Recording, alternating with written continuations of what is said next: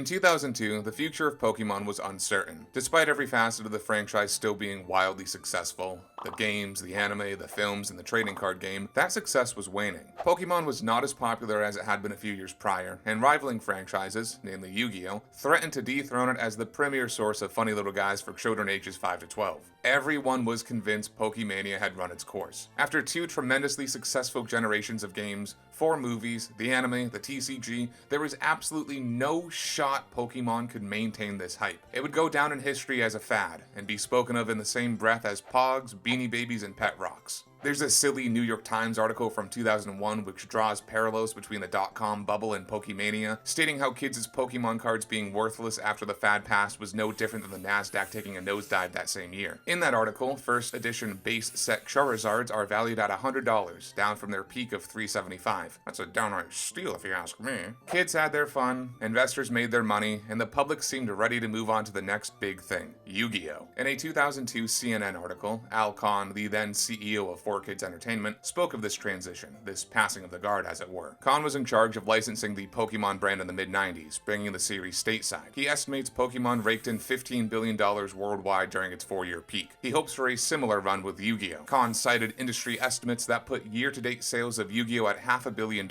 saying the cards and video games are selling incredibly well. Despite this purported collapse of the Pokemon brand, Nintendo still ordered another generation of Pokemon games for their new handheld console, the Game Boy Advance, as Gold, Silver, and Crystal had been enormous hits. Still, there was immense pressure on the development team. In a 2019 interview for Famitsu Weekly, Game Freak co-founder and director of Pokemon Ruby and Sapphire, Junichi Masuda, recalled the sentiment during those games' development. People were saying Pokemon won't be popular anymore after Gold and Silver, or Pokemon's already over. In a 2017 interview for Game Informer, Masuda likewise reflected, after Gold and Silver came out, it was a huge hit around the world. But shortly after, everyone was saying, that's it, the Pokemon fad is over, it's dead. I really felt that pressure to make something amazing. I got really stressed out and had to go to the hospital and had some stomach issues and had to get a camera inserted, and they didn't know what it was. Very stressful. The night before the release, I had a dream that it was a complete failure, a total nightmare. Those games were anything but a complete failure. During the first year, they sold a combined 6.6 million units, and they would become the best-selling games for the GBA, with lifetime sales exceeding 16 million units. Critical reception was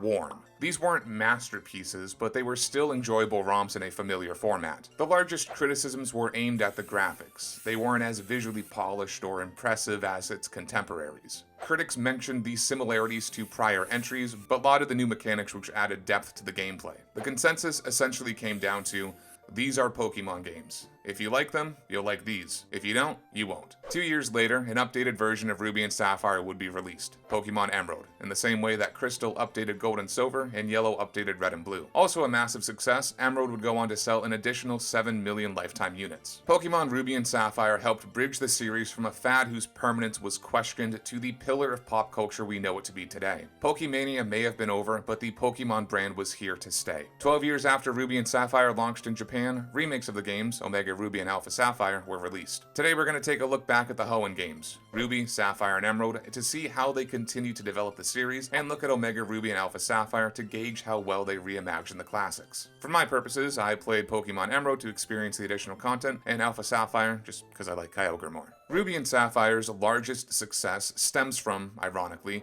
how differently they play when compared to their predecessors. Despite the core gameplay remaining unchanged, stagnant some might say, the experience they provide has been vastly altered. Granted, a lot of this comes from audiovisual improvements. It feels brainless to even say this aloud, but Ruby and Sapphire look and sound better than Gold and Silver. Oh really? The 32-bit game looks better than the 8-bit game? Riveting analysis, dickhead. Make sure you put video essay somewhere in the title so everyone knows what a freaking genius you are. Christ, what an asshole. Anyway, the critics said Ruby and Sapphire looked poopy, and I guess they did compared to contemporary titles. They're a little tame compared to games like Sonic Advance, Golden Sun, and Metroid Fusion, but the improved fidelity is wild. The palette is bright and vibrant, the score bombastic, and the areas have more depth. Literally, you can now go under bridges, and the greater screen resolution allows for more convincing mountainous terrain. This 2D game has a better Z-axis than this 2D game. The Hoenn region is completely dissimilar to Kanto and Johto. Not only is it much larger than the latter two, but the environments visited are more varied. No longer are you stuck traversing the same grassy, forested, and rocky routes. You'll visit deserts, volcanoes, rainforests, beaches, wrecked ships, a city made of tree houses, a town floating on logs, a meteorological research facility, a space center, and a city built within a massive crater in the middle of the ocean. Visiting these exotic locales is made immersive by how well exploration flows. There are no gates in Hoenn, well, save for the two that guard Cycling Road. It's something I didn't even realize until writing the script. Removing gates makes traveling the region feel organic. Yes, the gates in the first 2 generations were glorified loading screens that existed due to hardware limitations, blah blah blah, but they were everywhere. And now I don't think I'll ever be able to play those games without noticing them. Kinda like how it's Tongue Awareness Month, in case you were unaware. And now you're manually breathing. Hoenn is based on the subtropical Japanese island of Kyushu. And let me tell you, it is so nice to have a literal change in scenery. Kanto was such a mundane region, filled to the brim with boring routes and towns. Of course, part of the charm of Kanto was it being a pedestrian contemporary setting. Back then it wasn't common for RPGs to do that. You were running around what was basically a stand-in for your city and its neighboring suburbs, finding cool monsters and making them fight. The world of Pokemon was no different from our own, except the rats and bats and cats were cooler. I mean, Kanto is literally a region in Japan. I'm not drawing at straws here. Johto's setting and geography was similar to Kanto, except a little more rural. Ain't no farms in Kanto, I'll tell you what. With the 2 regions being adjacent, obviously they would share similar geography. That doesn't prevent it from being rather dull, however. The most daring area in Johto is the Ice Path, with many of the routes being uninteresting at best. Hoenn, in comparison, is a vast and varied region, filled with exotic locales and 135 new funny guys to find, reigniting the excitement that was central to Red and Blue's experience. Catching these funny guys in atypical circumstances makes exploring doubly motivated. Not only are you finding funnier and funnier guys to catch, but you're constantly exposed to the unlikeliness of Hoenn's geographical diversity. If Kanto and Johto are reflections of real life, Hoenn reflects something more fantastic. Yeah, this desert is like 5 miles from a rainforest that experiences torrential downpours. Yeah, this active volcano is accessible by cable car, and the people of Fallarbor live under volcanic ash that constantly rains down. Yeah, these people live in tree houses, and these people live in houses that float on the open sea. Bro, what?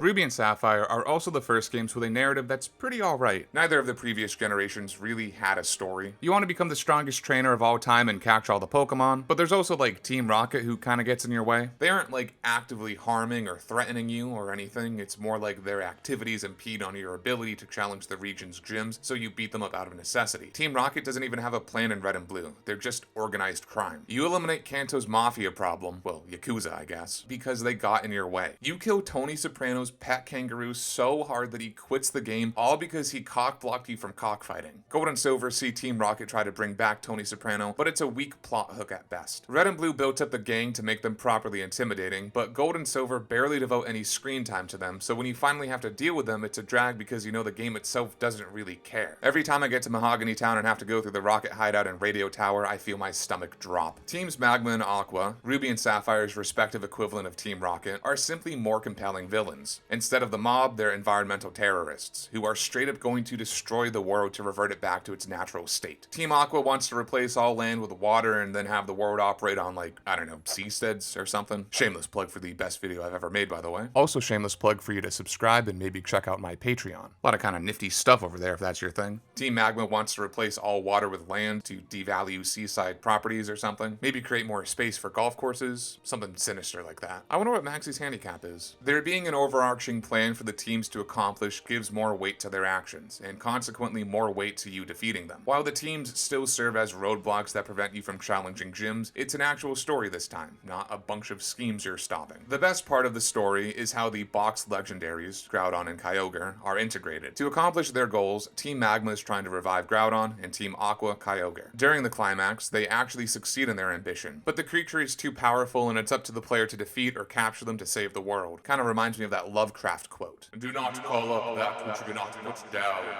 The story does a great job hyping up these deities, so when you finally get to catch and use them yourself, it's a powerful feeling. Having the narrative focus on the legendary Pokemon, and seeing their powers outside of a Pokemon battle, adds to the awe of the beasts. It gives credence to the myths you heard about Lugia and Ho-Oh in Gold and Silver. The novelty of both versions having their own evil team is perhaps undermined by the story being nearly identical. The only change is whether the bad guys are red or blue, although the female magma grunts are much badder. Zam! She's an eco-terrorist? And and whether you encounter Groudon or Kyogre. Emerald's story features both teams and has a slightly altered plot that includes Rayquaza, but it's nothing audacious. This goofy battle between Groudon and Kyogre makes me giggle though. Groudon's got like a 1 in a million shot of winning here. Alongside the Magma and Aqua plotline is the classic Pokemon Gym Challenge. Defeat 8 gym leaders, then take on the Elite Four and battle the champion. Ruby and Sapphire strike a good balance in giving both the gyms and teams equal screen time. Generally, between every gym you encounter the evil team and have to stop their plans. Pacing-wise, it's about as basic as it gets, but it's effective. While it is lamentable that Ruby and Sapphire reuse the same story structure as the previous 2 generations, dooming the series to relative narrative stagnation, you gotta admit it is an effective structure. In my video on Gold and Silver, I mused about other plots the games could instead implement, but the core of Pokemon has and always will be exploring new lands and catching those iconic funny guys. And having a narrative which supports that is better than a narrative which competes for the spotlight. Catching funny guys is Johnny Carson, and the plot is Ed McMahon. McMahon is there to hype Carson up, but there will be hell to pay if McMahon ever one-ups Carson. There's a nice topical Tonight Show reference for my Gen X audience. Something I admired about Gold and Silver was how the mechanics they added, such as baby and shiny Pokemon, breeding, and new evolutions, made Pokemon feel like living creatures. While Ruby and Sapphire don't make such sweeping expansions to how they operate, the new Pokemon still provide additional insight into this world. Wurmple randomly evolves into Cascoon or Silcoon. When Nincada evolves, the shell it sheds becomes Shedinja. You literally get an extra Pokemon when it evolves. What the F? No 2 Spinda have the same spot patterns. Well, actually,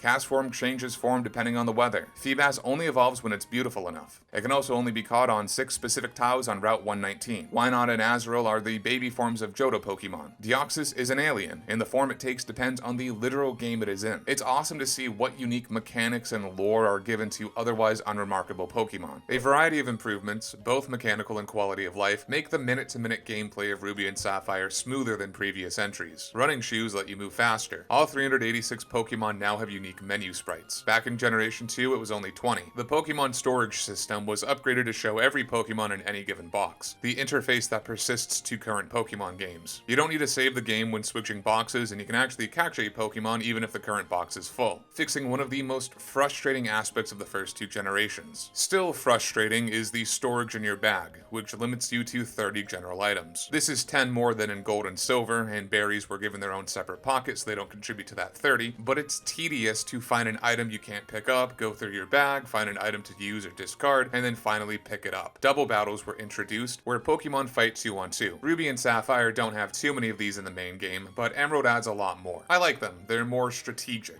especially with the other mechanical changes to Pokemon battles these games make. Berries have been greatly expanded. Instead of every bush giving 1 berry or apricorn every day no matter what, it's up to the player to tend and water berry plants until they're ready to be harvested. This is a really successful mechanic. From a gameplay perspective, it allows players to acquire more of the berries they use a lot. From a thematic perspective, it successfully weaves together the environmentalism that the story touches upon and the focus on community which is at the core of the series. It's somewhere between promoting sustainable agriculture/foraging and cultivating a community garden. That being said, I didn't engage with the mechanic at all because I just couldn't be bothered and am generally an asocial freak. There are 43 berries in Ruby and Sapphire, up from the 10 of Gold and Silver. Absent are the apricorns from those games, but I guess they just don't grow in Hoenn. The 43rd berry, in later generations known as the Enigma berry, is actually 12 berries stacked together in a trench coat. By using the Nintendo e-reader to scan the berry cards within the Pokemon Battle E-Series 1 and 2, strictly compatible with Ruby and Sapphire, not Emerald, you can turn the Enigma berry into the Pumpkin, Drash, Eggant, Strib, Sheelan, Nutpea, Ganima, Kuo, Yago, Tuga, Niniku, or Topo berries. And I only made up one of those names. Every time you scan a new berry E-card, every instance of berry 43 in-game changes to the berry that was just scanned. Because only one variety of berry 43 can exist at once, one must wonder whether the player is bouncing between parallel universes or if everyone gets Men in Black when the E-card is scanned. The other E-cards in Series 1 and 2 are Pokemon Trainer cards, which, when scanned, send a Pokemon Trainer to this house in Moss Deep City. When fought, you don't receive any experience or reward, you simply battle them for the love of the game. Abilities, natures, IVs, and EVs revamp nearly everything in a Pokemon's DNA. Each Pokemon has an ability, altering some aspect of battle or the overworld. Pokemon now have natures, which increase one of their non-HP stats and decrease a second by 10% each. IVs and EVs, individual values and effort values, determine how a Pokemon's stats are distributed. IVs determine how stacked they are when caught or hatched, while EVs determine which stats get buffed as they level up. When you combine these new mechanics, every Pokemon becomes more unique than was possible in the first 2 generations. While these mechanical tweaks are cool, Ruby and Sapphire don't really tell you what they do. This is a common issue throughout the series, likely due to the gulf between casual and competitive Pokemon players being gargantuan. Little Timmy doesn't care if his Salamence should have a hasty nature instead of a quirky one,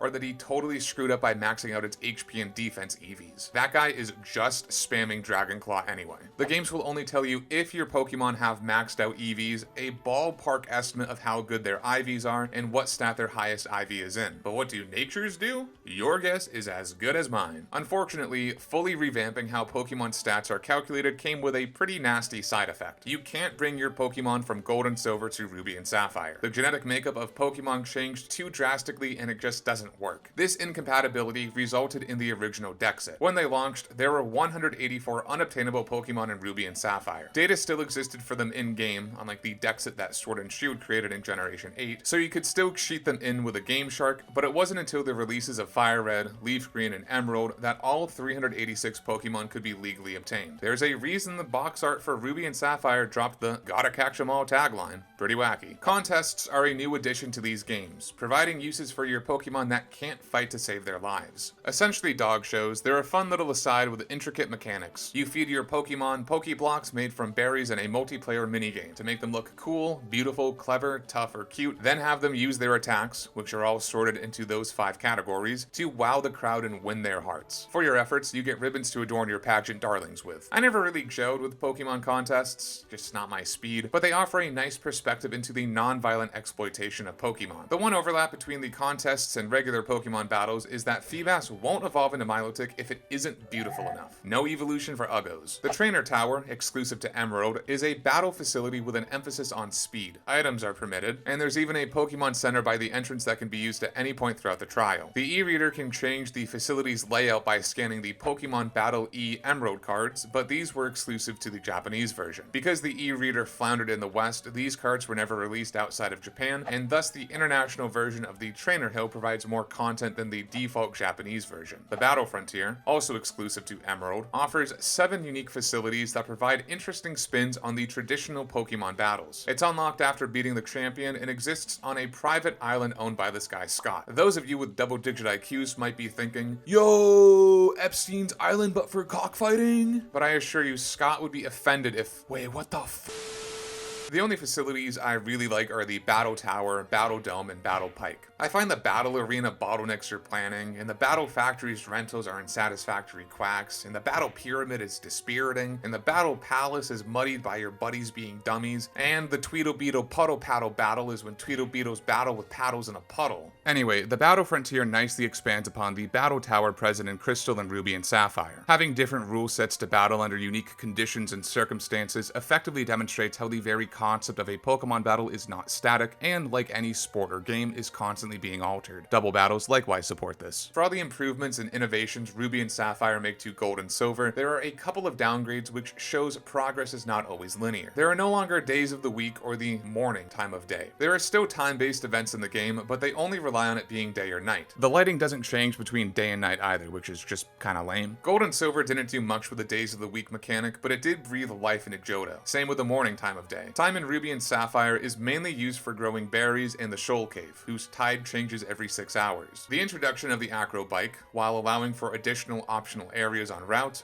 requires you to head back to Mauville City and switch out your bike if you come across the opposite obstacle. It's a rather tedious inconvenience. I found a few story beats to be redundant from previous entries as well. Mount Pyre is derivative of the Pokemon Tower in Kanto. Both are graveyards for the deceased where you fight the game's evil teams. You get to choose between 2 fossils on Route 111, with the one you don't select being lost forever, except in Emerald where you find it later. This was previously seen in Kanto's Moon Cave, where you and a super nerd each choose 1 fossil. There's New Mauville, an abandoned power plant by Mauville City, much like the power plant in Kanto. In Fort Tree City in routes 119 and 120, there are invisible Kecleons that prevent progression. To get them out of the way, you need the Devon Scope. This is similar to the Snorlaxes in Kanto and the Sudowoodo in Johto. Oh, there is also a Sudowoodo in the Battle Frontier that wakes up when you water it, like the one in Johto. You fight alongside Hoenn champion, Stephen Stone, in the spaceport in Moss Deep City. You previously fought alongside Johto's champion, Lance, in the rocket hideout in Mahogany Town. That one's a stretch, I'll concede. As for the rest, it's hard to draw the line between homage and unoriginality. Although given the series' relative youth, I'm inclined to lean towards the latter. It feels good to explore Hoenn. It's fun. The region is exotic and alive, with optional encounters and areas everywhere. Shoal Cave, the abandoned ship, Mirage Tower, Mirage Island, collecting volcanic ash and turning it into flutes, battling a reporter and having your subsequent interview air on TV, growing your own berries. These side attractions add to Hoenn's intrigue, giving a third motivating factor, in addition to finding new Pokemon and seeing new areas, to traversing the region. The most fascinating of these encounters is easily seeking the legendary Pokemon. In Emerald, Groudon and Kyogre aren't encountered in the main story. Instead, after beating the champion, you'll occasionally hear of extreme weather throughout Hoenn. Certain routes will be plagued by heat waves, while others will be plagued by torrential downpours. Explore these routes before the weather passes, and you'll discover previously inaccessible caverns housing either Groudon or Kyogre. Like in the main story, seeing their power outside of a Pokemon battle adds to their awe. The Sky Pillar, where Rayquaza resides, isn't quite as interesting, but returning there after the story events of Emerald, where it squashes the beef between Groudon and Kyogre, to catch it once more makes the player feel powerful. After beating the champion, either Latios or Latias, depending on which version you're playing, begins roaming Hoenn. This mechanic, introduced in Gold and Silver, doesn't really tickle my fancy as an adult with bills to pay, but goes crazy hard when you're 10. Anyway, you can cheese the Eon duo by taking a level 20 or so Pokemon to Route 110 using a repel, entering and exiting the lower bike path gate, hopping on the Acro bike, and repeating until you encounter your mark. Then use your Master Ball because what else are you going to use it on? This trick is courtesy of Chugga Conroy's Pokemon Emerald Let's Play. The creme de la creme of the legendary encounters, of course, are the legendary giants, the Reggies. Far beneath the stormy seas of Route 134 lies the Sealed Chamber. At the end of this undersea trench is a rock formation inscribed in an ancient tongue. By ascending here, you arrive in a chamber with 10 rocks, also inscribed in that same language, as well as an inscription at the far end of the room. This ancient tongue is actually visual braille. To comprehend it, you need to realize that the 10 rocks are translating the alphabet for you. Once you figure that out, you can see the inscription at the far end of the room reads "Dig here." If you use dig there, the wall crumbles and you can enter a second chamber. In that chamber is an inscription that reads, "First comes Wailord, last comes Relicanth." Reading that inscription with those Pokemon in their respective party slots causes an earthquake which opens the Desert Ruins, Island Cave, and Ancient Tomb. Inside each of them is another Braille puzzle which, when solved, allows you to encounter Regirock, Regice, and Registeel respectively. The puzzles are total nonsense, but that's what makes them so memorable and iconic. I smile thinking about the amount of grade school detective work it would have taken to solve these puzzles on the playground. Additionally, there are a couple in-game encounters exclusively accessible by attending an in-person event, expanding on the concept introduced in Crystal. By obtaining the Eon ticket, you can travel to the southern island and catch either Latios or Latias, whichever one wasn't roaming around Hoenn. By obtaining the Mystic ticket, you can travel to Naval Rock and catch both Ho-Oh and Lugia. With the Aurora ticket, you can travel to Birth Island and catch Deoxys. And by obtaining the Old Sea map, you can travel to Faraway Island and catch Mew. Ruby and Sapphire can only access the Eon ticket, and the Old Sea map was only ever distributed in Japan. I've said it in the other Pokemon videos, but I really adore these in-person exclusive events. It's charming that rare and mythical Pokemon can only be acquired by going to some physical location. Junichi Masuda has always stated that the heart of the Pokemon series is communication, and these events are prime examples of that. The main form of communication within the games has always been trading Pokemon.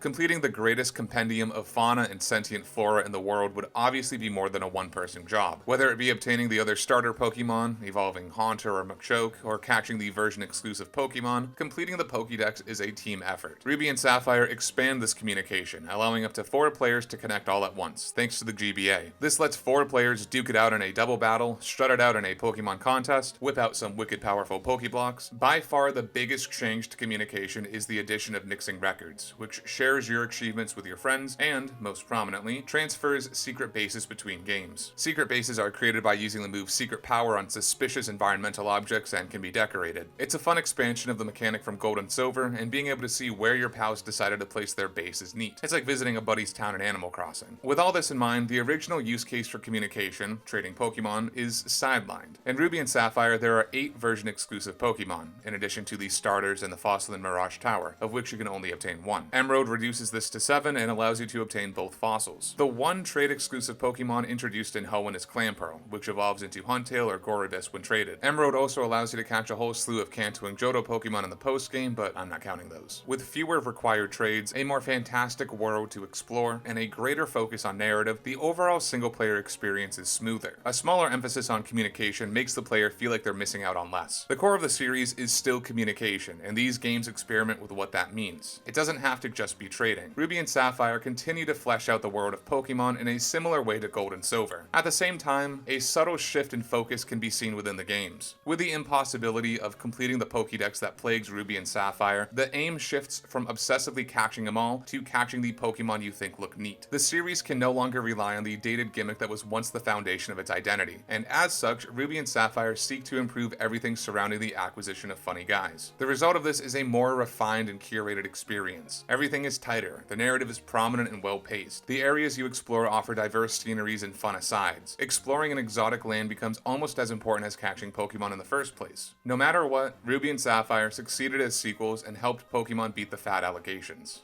Exactly 12 years after the Japanese launch of Ruby and Sapphire, Pokemon Omega Ruby and Alpha Sapphire released on November 21st, 2014 for the Nintendo 3DS. They would sell 14.63 million units, being the fourth best-selling title on the system. Critically, they were received just like every other Pokemon game. The formula remains unchanged, minor quality of life tweaks are made to enhance the experience, and whether or not a reviewer enjoyed the game is largely determined by their underlying attachment to the Pokemon series. Most reviews enjoyed the mechanics brought over from Pokemon X and Y, released the year prior. They also mentioned how certain blemishes carried over from the original games, namely the abundance of HMs and secret bases being locked behind a move, become more prominent because of how otherwise polished the games are. The IGN review for Omega Ruby and Alpha Sapphire is, of course, infamous for their listing too much water as one of the biggest complaints with the games. While reading the actual review on their website, I noticed they scrubbed that one comment. Talk about a revisionist history. 1984, anyone? Comment amen if you agree.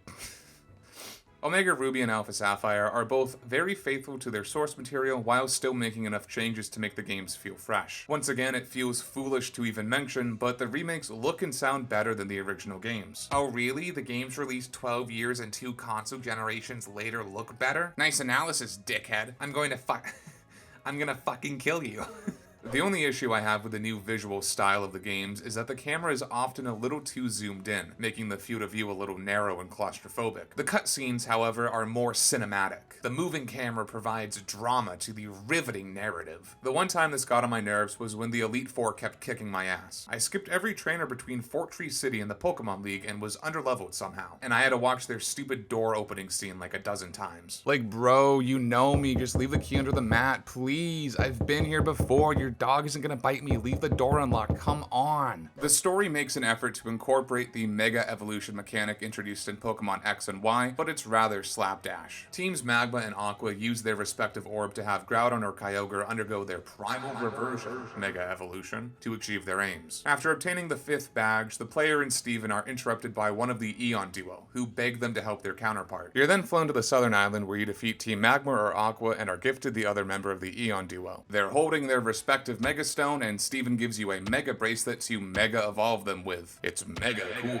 You find a selection of Mega Stones throughout Hoenn, notably receiving the Mega Stone for your starter Pokemon from Steven on Route 120. I find the whole implementation a little shoehorned though, as you don't gain access to the mechanic until halfway through the game, and don't even fight a Mega Evolved Pokemon until battling Archie or Maxie at the very end of their story. In fact, throughout the main story, there's just 5 battles that include a Mega Evolved Pokemon. Archie or Maxie, Groudon or Kyogre, Wally in Victory Road, Steven in the Champion Battle, and your rival during the credits. These games also introduced 18 new Mega Evolutions, which can't be traded to X or Y, which I always found to be a little odd. Game Freak couldn't just like patch X or Y to allow the new Mega Evolutions? Whatever, who cares? I always liked the Mega Evolution gimmick, and while I'm bummed it stuck around for just 2 generations, I understand why. The main, nearly unsolvable issue with Mega Evolutions is game balance. The player being able to Mega Evolve an already powerful Pokemon every battle trivializes most random trainers. However, if there were dozens of random trainers who used Mega Evolution, but the player is unable to locate any Mega Stones on account of them having a double-digit IQ, or maybe they're just not using Pokemon that can Mega Evolve, they'd likely get destroyed in every battle. Locking Mega Evolution to battles of grave importance is really the only solution to the difficulty balancing issue this mechanic provides. This, in turn, makes a seemingly central mechanic to the game generally underused in the single-player experience. Aside from the inclusion of Mega Evolution, the other changes to the narrative are to the general pacing. A lot of backtracking in the original games has been removed. After rescuing Professor Cosmo in Meteor Falls, your rival says they're heading back back to Maison City if you want to accompany them. This shortens your trip to Mount Chimney. Likewise, after beating Flannery, your rival asks if you want to accompany them to Petalburg City, and when you beat Norman, Wally just drags you kicking and screaming to Maison City. There are also several times where your Pokemon get healed for free. Additionally, you run into Magma or Aqua Grunts rather frequently, where you're reminded where it is you ought to be heading. Had I made this video a couple years ago, I probably would have had a chip on my shoulder about the game railroading me and holding my hand. Now, I think it's awesome. I think backtracking is almost always a tedious affair, especially when the return trip is unchanged, so to have it mostly eliminated is great. Being told where to go repeatedly? Equally great. I'm not playing Pokemon to test my reading comprehension. I'm gonna zone out in cutscenes. Short-form video content has atrophied my brain. Sure, the sense of adventure is slightly diminished through these inclusions, but my overall enjoyment of these games has increased on account of them. Another hand-holdy item I definitely did have a chip on my shoulder over, even back when I played these games as a kid, is the experience share. Turn on this bad boy and all Pokemon who didn't participate in the battle receive 50% of the experience points earned. This eliminates the worst part of the Pokemon games, and the RPG genre at large, grinding. You don't need to obsessively defeat every trainer you come across, and can instead take a more breezy approach to battling. The experience share also allows you to effortlessly switch out members of your team if you encounter a Pokemon you'd rather use. As someone who has played through the Hoenn games probably a dozen times or so, I already know the team I'm going to assemble even before I start playing. But for someone unfamiliar with the Hoenn decks, it's really nice being able to bring in a new team member with little difficulty. In previous entries, getting a new team member to the level of your other Pokemon was annoying to say the least, especially before obtaining the experience share held item where you would have to rely on switch training. Here, just catch a new funny guy and after a few trainer battles, they'll be ready and raring to go. Granted, the difficulty curve suffers a little bit from each Pokemon receiving experience, and it's likely that you'll end up with one Pokemon that's consistently overleveled. It's also difficult to close any extreme level gaps between newly caught Pokemon and older members of the team. For instance, the Claydol, Sharpedo, and Frostlass I used never quite caught up to the level of my Sceptile and Masquerain. However, like with the removal of a lot of backtracking, the experience share overhaul is an overall net positive to my enjoyment of these games. If you don't like the experience share because it makes the games easier or whatever, then you're a ridiculous person who isn't playing these games for the right reasons anyway. Yeah, I'm the YouTuber, I get to gatekeep and come up with absurd hills to die on. Now for kind of a rapid-fire list of general changes that Omega Ruby and Alpha Sapphire make. Pokemon can Mega Evolve during the secondary judging of Pokemon contests, and you get cosplay Pikachu after completing your first contest. This guy's mad drippy. Clever outfit clears. This is another absurd hill I'm going to die on. The contest mechanic has clearly taken inspiration from Japanese idol culture, and the main contest character, Licia, is literally just an idol. You can also ask to battle her, to which she says no, which I didn't think was allowed in the Pokemon world, but who cares, rules don't apply to celebrities anyway. Creating Pokeblocks doesn't require doing the berry blending minigame either. They're made using the Pokeblock kit, which is convenient for Sigmas like me who don't have berry blending buddies on speed dial. Secret bases are now called super secret bases. Their locations are shared via Street Pass, and you can recruit the owners of the bases as secret pals who can perform a variety of skills every day. By visiting super secret bases and collecting their flags, your secret base rank increases. Collect 1,000 flags and you get the Garchompite, as if. 3 new areas, the Secret Shore, Secret Meadow, and Secret Islet, provide more locations for your super secret base. Bases are wrapped up in this guild/Pokemon Ranger aesthetic, with the boss of all super secret bases being this guy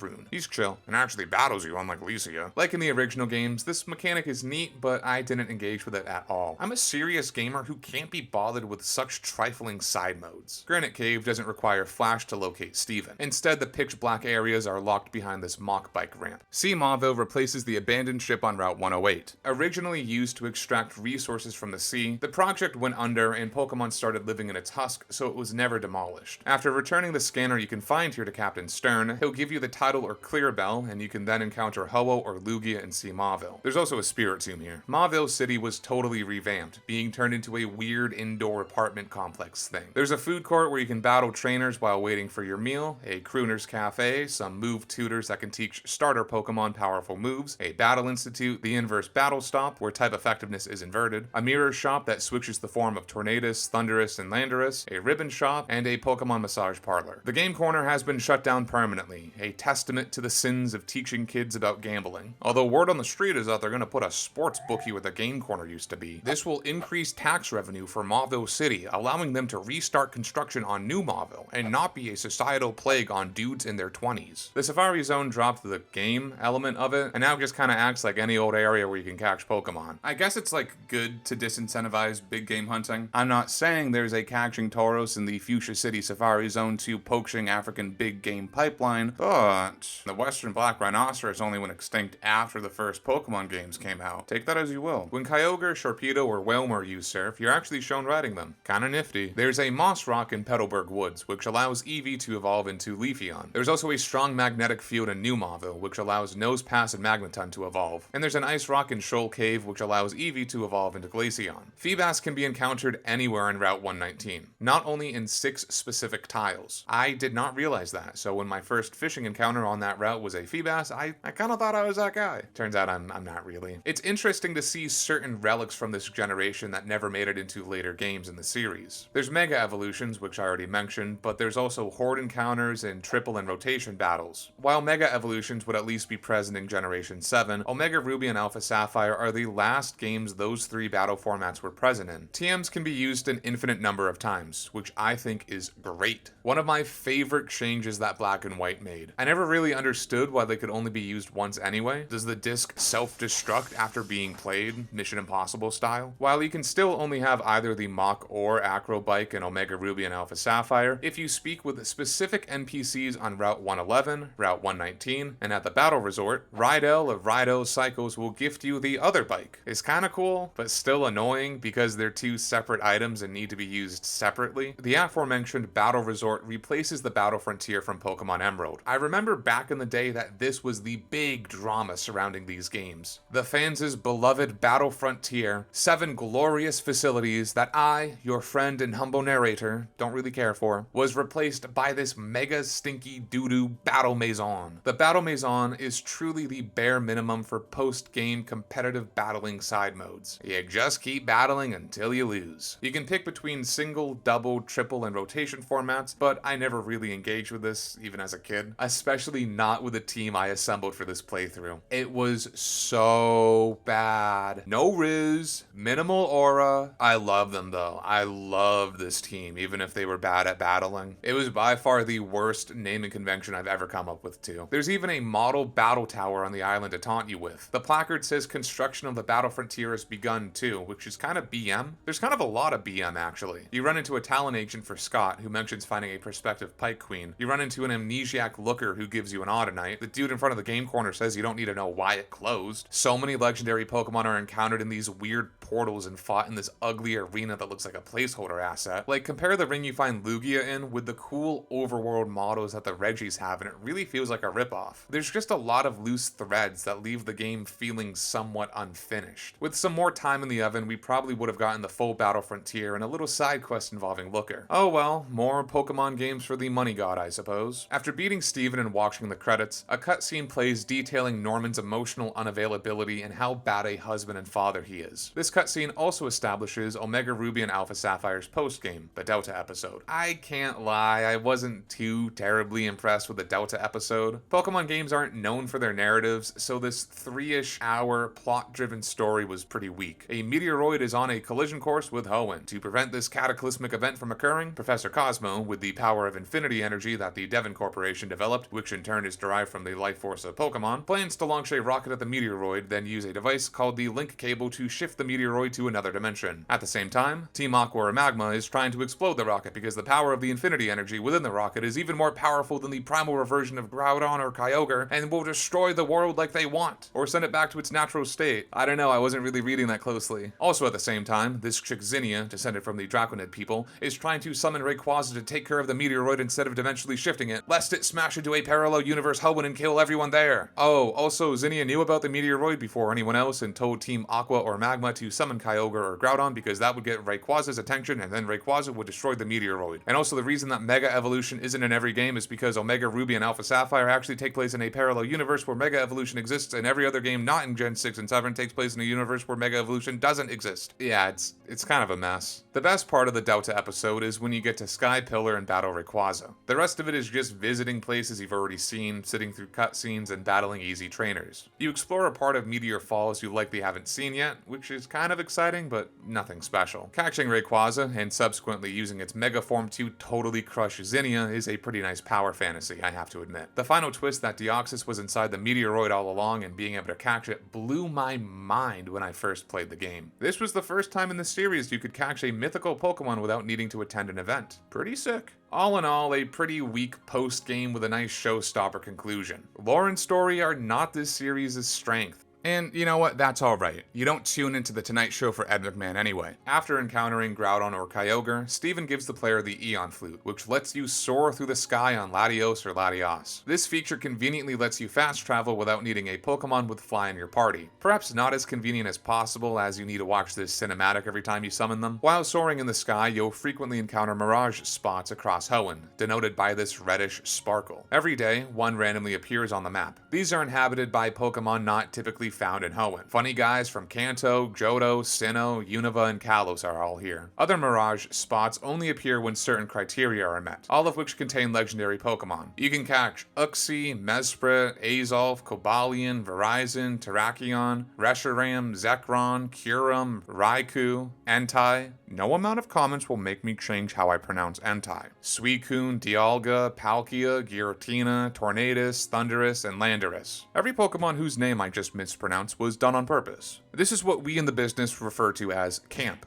Comment amen if you...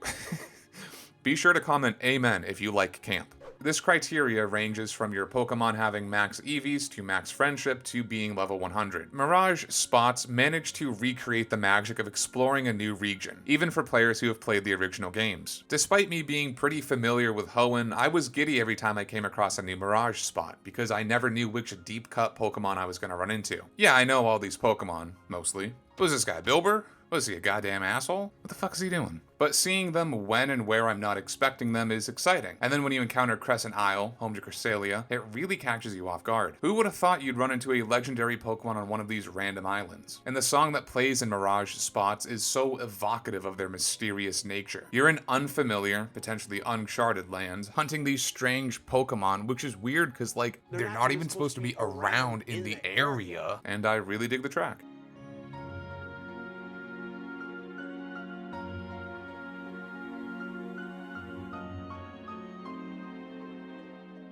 If you return to the island cave with Registeel, Regice, and Regirock in tow, you're able to encounter Regigigas. I'm gonna go Yum Yucker mode and say while this encounter is neat and all, it's simultaneously lame that it takes place where Regice was previously caught, and they don't even give Regigigas a model. Just like give him his own Mirage spot or something. Heatran can be encountered in the Scorched Slab, a previously unremarkable cave on Route 120 that was fleshed out into a little mini dungeon. This is a great use of expanding upon something from the original game that sucked ass. Every Scorched Slab enjoyer is now fuming. After beating the champion for the first time, if you return to Littleroot Town, you'll encounter Professor Birch being chased by a Shroomish. He'll tell you to help him, directing you to his bag, where you're able to choose a Johto starter. After completing the Delta episode, Birch is chased by a Machoke and you get to select a Unova starter. Beat the champion a second time, Birch gets chased by his wife, and you get a Sinnoh starter. I always like when Pokemon games aren't stingy about giving away rare Pokemon, so to be gifted 3 different starter Pokemon is really something. You don't get Kanto or Kalos starters because you get those in X and Y, and Mr. Game Freak still needs to put food on the table, you know. Don't get greedy, asshole. The one in-person event in Omega Ruby and Alpha Sapphire is the Eon ticket. It's basically the same event from the original games. You head to the Southern Island and encounter whichever Eon Duo Pokemon you weren't gifted earlier in the game. With how many nearly identical events occur without needing to attend an in-person event, this encounter has kind of lost some of its charm. One of the best aspects of the Pokemon remakes is the inclusion of Pokemon that didn't exist when the original games were released. Not only encountering them in the post-game, but using previously non-existent evolutions. Evolving your Golbat into Crobat in Fire Red and Leaf Green, once you get the National Pokedex that is. Using Honchkrow, Mismagius, Togekiss, and Mamoswine in Heart Gold and Soul Silver. And now Frostlass, Gallade, Magnezone, Probopass, Glaceon, and Leafeon in Omega Ruby and Alpha Sapphire. It shows the evolution of the series, how time marches on, and that even older titles aren't immune to this ceaseless progress. Omega Ruby and Alpha Sapphire take this idea a step further by giving a couple of trainers in the main story for a Pokemon that didn't exist in Ruby and Sapphire. In the final battle against Wally, his Ralt has evolved into a Gallade instead of a Gardevoir. After beating him, he gives you a Dawnstone, so you might also get a Gallade. I got a Frostlass instead. Phoebe uses a Dusknoir, and Glacia uses 2 Frostlasses herself. It's great that Phoebe can use a fully evolved Duskull as her ace, and Glacia doesn't need to use 2 Celios like a moron anymore. In the Delta episode, Zinnia uses Tyrantrum, Goodra, and Noivern as well. In addition to the number of catchable Pokemon being increased, the mechanics of catching Pokemon were also expanded. The Dex Nav on the bottom screen shows what Pokemon can appear in an area and when you've caught every species there. It also lets you search for that specific Pokemon. By encountering the same Pokemon in succession, they can have better stats, moves found through breeding, their hidden ability, and higher odds of being shiny. Once you get the National Pokedex, you can start encountering hidden Pokemon, which are otherwise unlisted on the Dex Nav. Like the Pokemon encountered in Mirage spots, these are typically not native to Hoenn, with many being from the Sinnoh and Unova regions. While exploring an area, occasionally a hidden Pokemon will start rustling in the grass. You then need to sneak up on it by slightly tilting the analog stick. Move too fast and you'll spook it. Hunting hidden Pokemon is fun. The Dex Nav makes catching Pokemon more enjoyable and engaging than it has been in the entire series. While catching Pokemon is certainly the core mechanic, the core of the series is still communication, and Omega Ruby and Alpha Sapphire once more expand upon that. Ruby and Sapphire allowed up to 4 players to connect at once using physical link cables. The remakes, on the other hand, bring this number to 100 through the player search system. Whenever you're connected to the internet, the PSS shows 100 passerby that are currently playing the game. These are all people you can battle and trade with. You can also do wonder trades at any time. Here, you and a rando just give each other a Pokemon, with neither of you knowing what the other one's gonna give you. I remember a lot of Zigzagoons and Wurmples being both sent and received via wonder trade by a younger Calfood Young. He hoped for some good Samaritan to gift him a Jirachi for literally no reason. Not receiving a thank you would have been better than getting this level 3 Wurmple. The Global Trade Station, also accessible from the PSS, lets you trade Pokemon all across the world, requesting and fulfilling any trade you want. Being able to communicate with strangers across the world to help each other complete their Pokedex,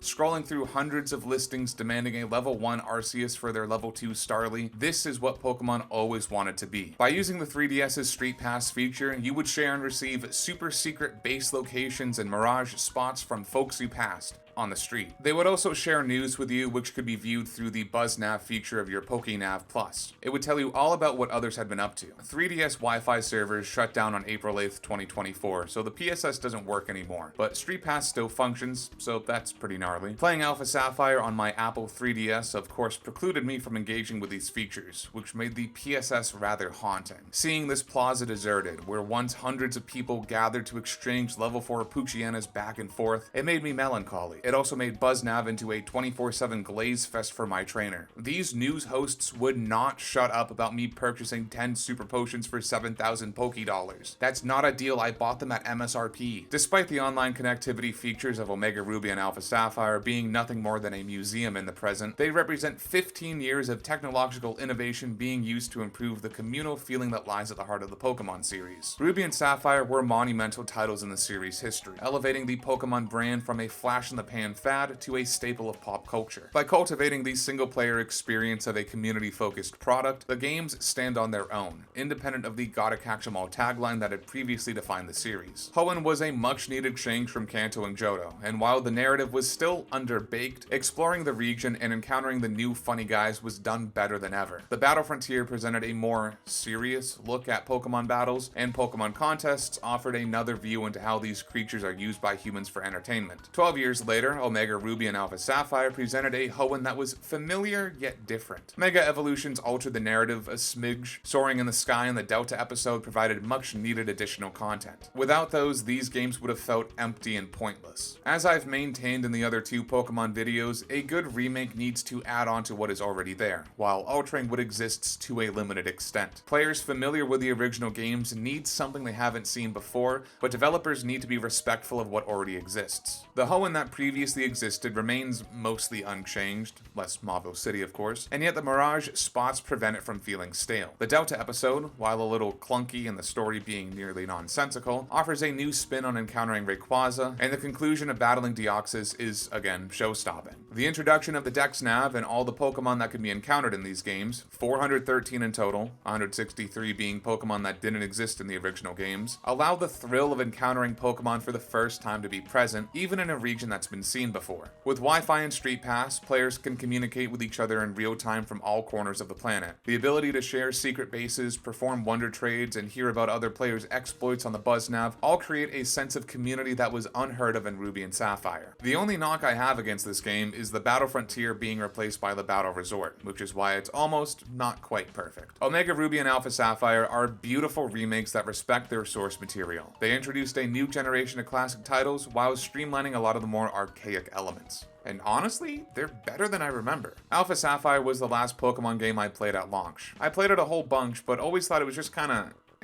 It just didn't hold a candle to my favorite child, Soul Silver, what can I say? Maybe Gen 6 actually was the slog I thought it was back then. I don't remember liking Y all that much either. But I haven't played Gen 4, 5, or X and Y in close to a decade, so I'll refrain from making any grand statements about any shift in quality of later Pokemon generations. That exceeds the scope of this video anyway. The last point I'll make is that even if Omega Ruby and Alpha Sapphire are stagnant entries in the series, something I'm unable to argue one way or another, that doesn't preclude them from being excellent remakes. The real innovation in Pokemon games should come from the generation's launch titles. A generation's remake titles should focus on recreating the original game's experience with the innovations introduced from previous entries in the generation, which is exactly what Omega Ruby and Alpha Sapphire did. They're good. I like them. I like Pokemon, and I like these Pokemon games. Take care.